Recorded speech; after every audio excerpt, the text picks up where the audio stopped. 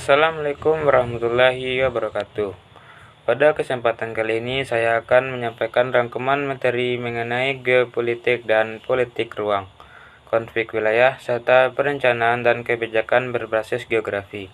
Materi ini penting untuk dipahami karena berkaitan langsung dengan bagaimana suatu negara mengatur wilayahnya, menjaga kedaulatan, serta merencanakan pembangunan untuk kepentingan masyarakat.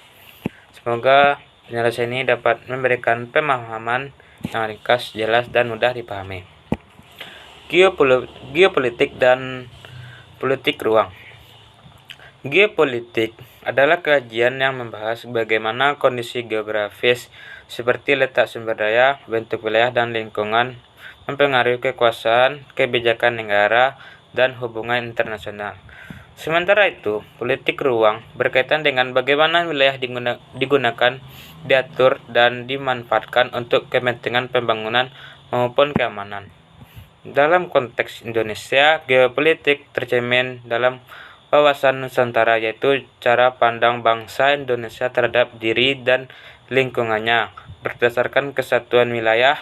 Hal ini menekankan bahwa seluruh wilayah Indonesia adalah satu kesatuan politik, sosial, ekonomi, dan pertahanan keamanan.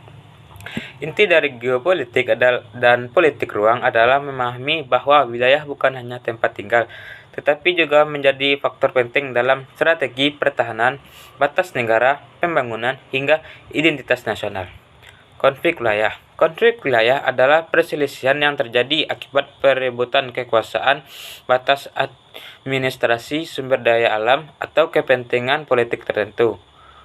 Bentuk-bentuk konflik wilayah dapat berupa konflik batas negara seperti sengketa perbatasan Indonesia Malaysia di Ambalat, konflik sumber daya seperti perebutan lahan tambang atau kawasan hutan, konflik sosial dan etnis akibat perbedaan budaya atau kepentingan lokal, konflik antar daerah misalnya perbuatan pusat pemerintahan atau batas administrasi atau antar kabupaten kota.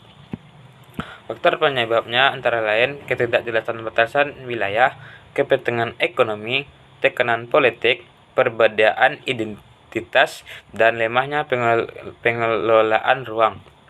Geografi berperan penting dalam membaca pola konflik melalui analisis peta, distribusi penduduk, persebaran sumber daya, dan karakteristik fisik wilayah sehingga dapat diprediksi potensi konflik dan solusi yang sesuai.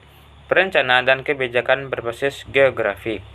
Perencanaan berbasis geografi berarti menyusun strategi pembangunan dengan mempertimbangkan kondisi fisik wilayah, potensi, dan keterbatasan yang dimiliki suatu daerah. Prinsip utama perencanaan berbasis geografi: 1. Keselarasan antar manusia dan lingkungan.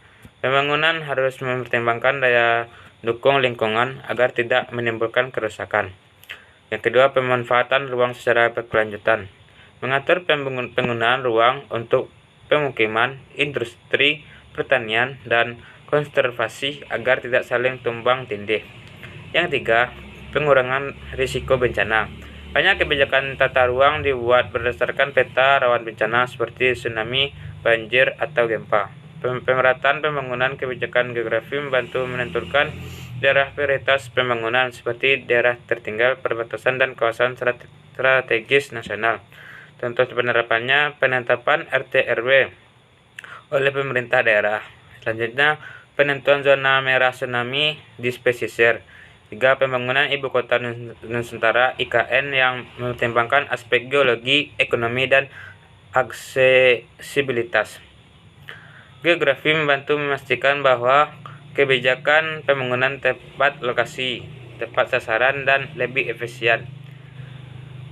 Baiklah, demikian rangkuman mengenai geopolitik dan politik ruang, konflik wilayah, serta perencanaan dan kebijakan berbasis geografi. Semoga penjelasan ini dapat menambah wawasan kita tentang bagaimana ruang, wilayah, dan kebijakan saling berkaitan dalam menjaga kedaulatan negara dan mendukung pembangunan yang berkelanjutan. Terima kasih telah menyimak.